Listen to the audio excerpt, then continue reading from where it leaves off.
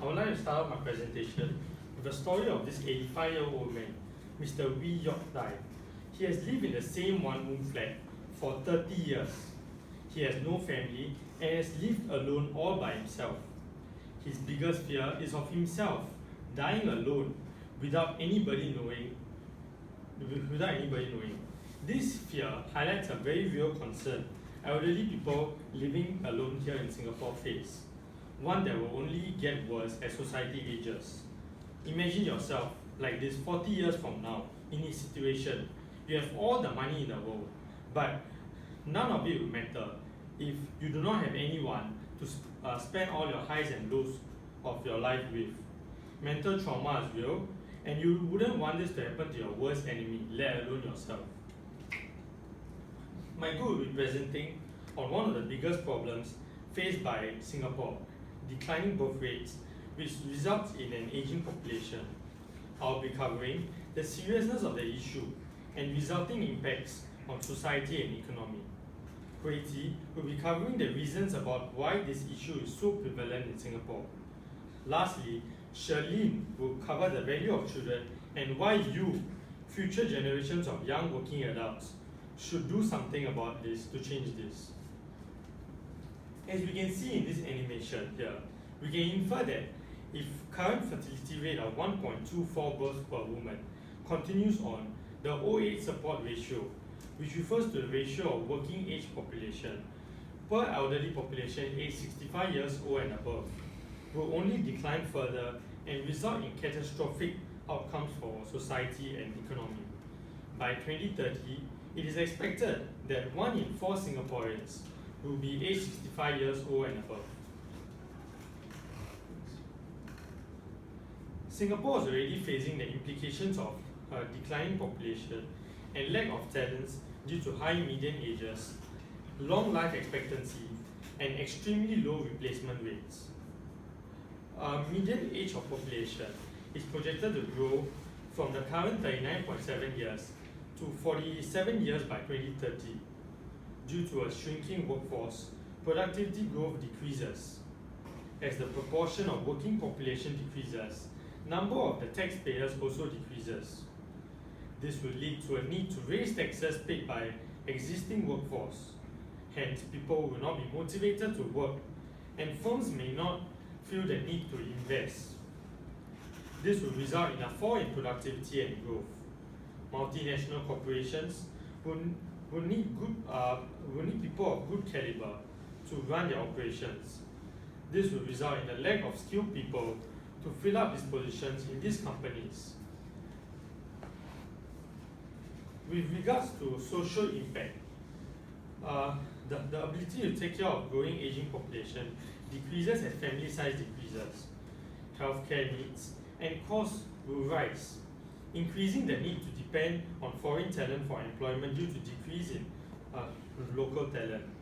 As number of babies born every year decreases, size of citizen army decreases, as less men enlist into the national service. The strength of the SAF, Singapore Armed Forces, will be greatly weakened, and it's a matter of national security. For a country like Singapore, whose main strength is who has no natural resources, and our main strength is our manpower, this impact will be very damaging. There's also an individual impact, which is a huge concern. The number of elderly people living here alone has been increasing over the years due to children not taking care of them or them not having anyone. This is a very real issue, and which leads to loneliness among elderly, which is not very good for society in general. I will now pass on my time to Hui Ti, who will cover the reasons behind why is there declining birth rate in Singapore. Thank you, Tinapa. Given the seriousness of the issue as highlighted by Tinapa, and that most people do know about it, our country is still suffering from an aging population. So why is this still happening? From our survey we conducted, we found that 2 reasons why couples are having less children is because of the high cost of living and also because couples want to focus on their careers. The main reason why couples are not having children is because due to the high cost of living. This can be seen from our survey results, where 54% of our survey respondents cited that their main concern for not having children is because due to the high cost of living. This is especially true for low and middle income families.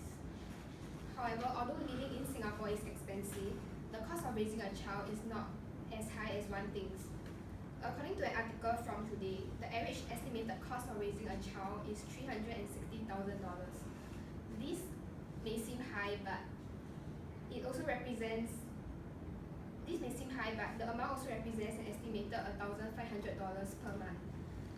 Given that the median household monthly income was around $8,000, $1,500 per month is actually quite reasonable. Also in our survey, we found that many of the respondents were not aware of some government policies in place to lessen the burden of raising a child. The majority are aware of the baby bonus schemes and the tax rebates, yet less than 15% of the respondents are aware of the Home Ownership Plus program and also the Proximity Housing Grant. These are some of the schemes that can alleviate the cost of raising a child, but unfortunately, many of the respondents are not aware of it. Therefore, I'll be introducing these schemes to you. Firstly, the Proximity Housing Grant grants couples $20,000 to further help middle-income families who want to buy a resale flat and live near their parents. As long as your average gross monthly household income do not exceed $12,000, you are eligible for the grant. Given that many couples want to have their own house before settling down to have their own children, the Proximity Housing Grant can lessen the financial burden of owning a house. Therefore, with part of the financial burden of raising a house, with a house on their own, part of the financial burden of raising a house is reduced. The other scheme, which is the Home Ownership Plus Education Scheme, helps low-income families cope with the financial burden of raising a child. Anyone whose gross monthly household income is $1,700 lower, anyone whose gross monthly household income is lower than $1,700 is eligible to apply. The scheme provides monetary support for children through education bursaries of up to $3,000 annually per child attending preschool to university. The scheme also includes housing and utilities grant to alleviate the financial burden of raising a child.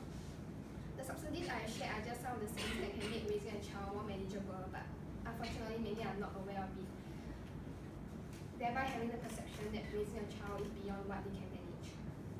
The second reason why couples are having less children is because many couples want to focus on their careers. 44% of respondents are afraid that they will have not enough time to focus on their careers if they do have a child. Given today's fast-paced society, it is actually easy to understand why they hold such views. However, it's possible to balance both careers and having a child at the same time. Since the past decade, the government has been actively promoting work-life balance through pro-family policies, and more companies are actually implementing flexi-work schemes to provide mothers with the option of working and caring for their child. Also, many want to be able to rise up the corporate ladder to become rich and successful. But is money really everything? And can money really make us happy? Not all things can be bought with money. Money can buy us the goods that we want, but money cannot buy us the emotional fulfillment we get from having our own children. Such happiness of watching our children grow up cannot be replaced by material gains or riches. Now I'll pass on the time to Shirley, who will elaborate more on the value of having children. Thank you, Hui Qi. After evaluating the main reasons why Singaporeans are reluctant to have children, we find that actually it's not too costly to have a children in Singapore, and we also established the fact that money cannot bring much happiness. We also acknowledge the fact that if birth rates remain persistent, it's not just Singapore as a society, but the individuals themselves will also be negatively affected. So this whole situation is actually very preventable, and it starts with you. So putting aside the cost of raising children, more importantly, we have to look at the value that children brings. We can group this into financial needs, emotional needs, as well as physical needs. Firstly, having children can help to provide for the elderly parents' financial needs. With strong traditional values of filial piety deeply rooted into Singaporeans' mindset, it is actually expected of the child to be the financial support of their parents once they are in their sunset days. So this point is actually brought up in a local newspaper report whereby an elderly couple was forced to apply for a rental flat when their son actually turned them up. So this actually struck angers among many Singaporeans and drew many comments on the Straits Times Facebook page, whereby two out of three respondents actually said that it is the job of the children and not the government to care for their elderly parents. So when the children were younger, parents will selflessly provide for their children no matter what financial condition they are in. And it is only right that the children do the same for the parents. From this, you may be wondering, how is raising children different from a financial investment? Well, the other values of children will actually explain more precisely why having children is more meaningful. Moving on to the emotional needs, we are looking at the problem of loneliness. Loneliness is actually very prevalent in Singapore, especially with the widening group of elderly people. The number of old people aged 65 and above have actually tripled in the last 15 years to 42,100 in 2015. Whether these senior citizens live alone as a result of forced circumstances or by choice, studies have actually shown that they actually fall ill or die before their time due to loneliness. A research paper done by the Department of Psychological Medicine in NUS actually states that 74% of elderly live with their family. This means that elderly with children are less likely to live alone and thus less likely to feel lonely. Finally, we are looking at physical needs of elderly. It's a known fact that as one grows older, the chances of you falling ill and the severity of your physical injuries actually increases. Take for example, a simple slip and fall can be very costly for the elderly. They may sustain fractures, and in the worst, then also they may even face difficulty in walking in the future. So it is always better for the family to be around them to prevent these accidents from happening. And of course, children are also willing to bear this responsibility. As seen from this survey, 55% of respondents say that they intentionally choose to live nearby their parents to care for their parents' needs, which includes physical needs. Thus, children serve an important purpose in this aspect. Indeed, children are worth much more than money. There are many other values of children that are not brought up in this presentation. However, I believe that all of us can better appreciate the value of children. I would like to end off with a quote by Mario Puzo: "The only wealth in this world is children, more than all the money, power on earth." We encourage all of you to seriously consider and reconsider having children in the future. Thank you. Thank you.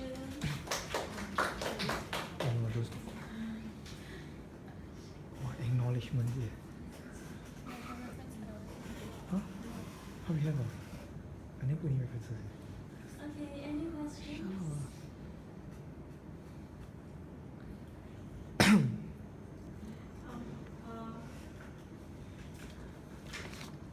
Thank you for the presentation.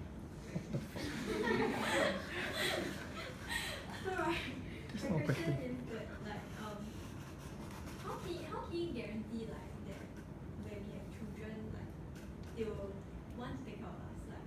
There's increase in how to say old age homes and things like that, and there's also a lot of studies and been done that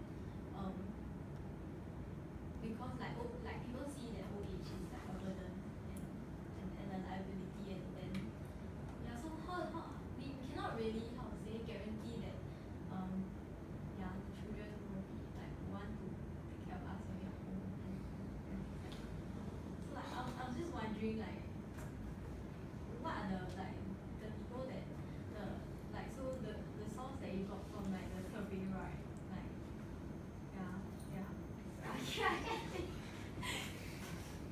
basically how we cannot really guarantee in a way, so and how to say seeing having this argument makes it seem having children is very investment as what you say. And how will you all be able to put it into measure in a way? Regarding the part on how you say the survey results, we are actually basing it on the Singaporeans' mindset, which is that filial piety is actually very, very important and instilled into Singaporeans' mindset, as I had mentioned earlier. So other than this survey, I actually found another article that actually it's regarding the report on the elderly couple being forced to apply for a rental flat. So in that newspaper article, they actually say that Singaporeans voted to say that it is a moral obligation for the children to care for their parents rather than it's a choice for them. So we are basing, like you said, we cannot really guarantee it, but then we are basing it on Singaporeans' mindset and their mentality, which is that parents are actually the caregivers for you when you are young, so there's a need to give back to your parents when they are older. Yeah. So what was your second question?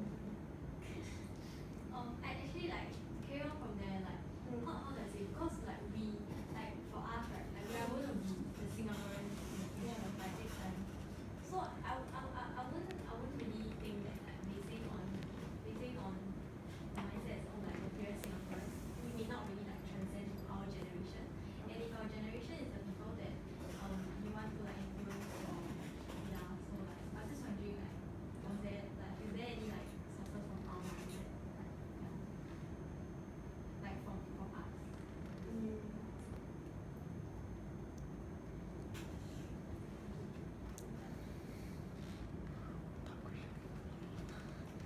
Actually, our survey, we put out a survey on the blog, which surveys NUS students.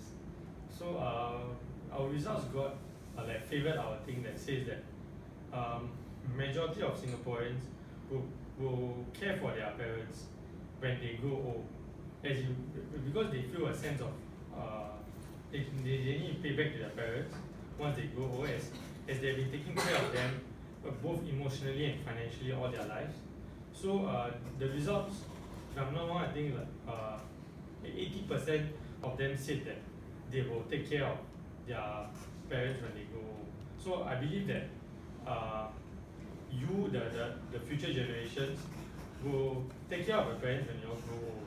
So I believe that if you all go in with the same mentality and mindset, when you all raise your own children, you all will instill the same values into them. Because I'm sure the children will not come into the attitude that they wouldn't really care about their parents when they grow old without it being taught into them from young. So you all must lead by example for the children to follow, so that